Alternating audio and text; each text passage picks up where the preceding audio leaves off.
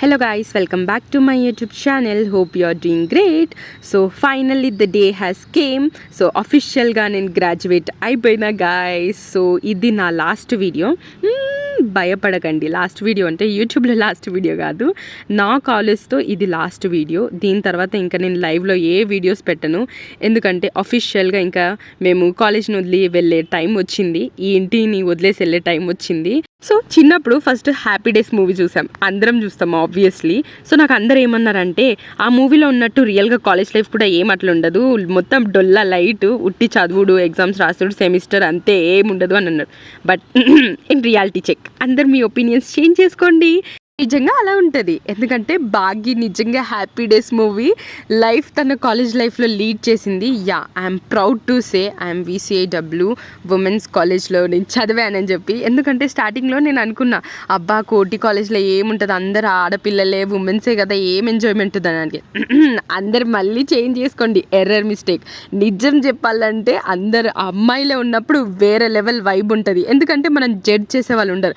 Literally నిజం చెప్పాలా, నేనైతే కాలేజ్కి చాలాసార్లు నైట్ డ్రెస్ పైన వెళ్ళిపోయినా, అంటే అది కొంచెం సంహవ్ మేనేజ్ చేసిన.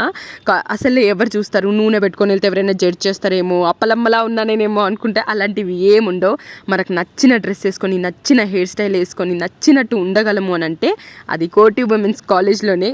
ఫస్ట్ కాలేజ్లో రాగానే ఏం చేస్తాం తెలుసా గైస్, ఒకళ్ళ నంబర్లు ఒకళ్ళు తీసుకొని ఒక గ్యాంగ్ అయిపోతే ఒక గ్రూప్ చేసేస్తారు. ఆ గ్రూప్లో రేపు వస్తున్నావా, రేపు నువ్వు, అరే నేను వస్తలేనే, నా హెల్త్ బాగాలేదు, ఇంకా గ్రూప్లో మెసేజ్, రేపటి నుంచి మ్యామ్ బుక్స్ చెక్ చేస్తుందంట, అందరు రాసుకొని రండి. అబ్బా మ్యామ్ బుక్కులు చెక్ చేస్తుందంట, రేపు కాలేజ్కు వద్దువే, క్లాస్ బంక్ కొట్టేద్దామా, రేపు క్లాస్కి లేట్ అయింది అనుకో, నువ్వు ఫస్ట్ వెళ్ళు. ఒకవేళ లాస్ట్ పేజ్లో కూర్చున్నామా అనుకో, అబ్బా ఆకలి అవుతుంది, లంచ్ తీవే, తినబుద్ధి అవుతుంది, క్లాస్ బోరింగ్ ఉందని చెప్పి మేడం దొంగగా స్నాప్ తీసి పెట్టేయడము.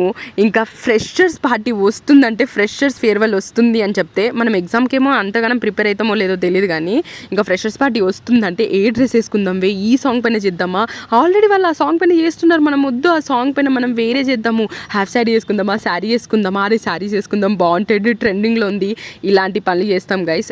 ఫ్రెషర్స్ పార్టీ అని చెప్పి ఒక నెల అటెండెన్స్ పోతుంది, ఇంకో నెల అరే ఏం పోదాంలే అని సోదని చెప్పి పోము.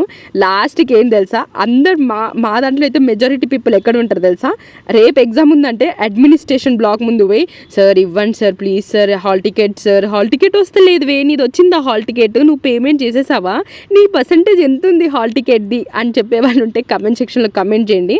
మా కోటి ఉమెన్స్ సబ్స్క్రైబర్స్, నా ఫ్రెండ్స్ సబ్స్క్రైబర్స్ అందరు కమెంట్ సెక్షన్లో కమెంట్ చేయండి. ఎస్, నేను కూడా షార్టేజ్ ఆఫ్ అటెండెన్స్లో ఉండే, వన్స్ ఒక్కసారైనా ఆ అటెండెన్స్ షార్టేజ్లో ఉండాలి గైస్, అప్పుడే మజా వస్తుంది కాలేజ్లో.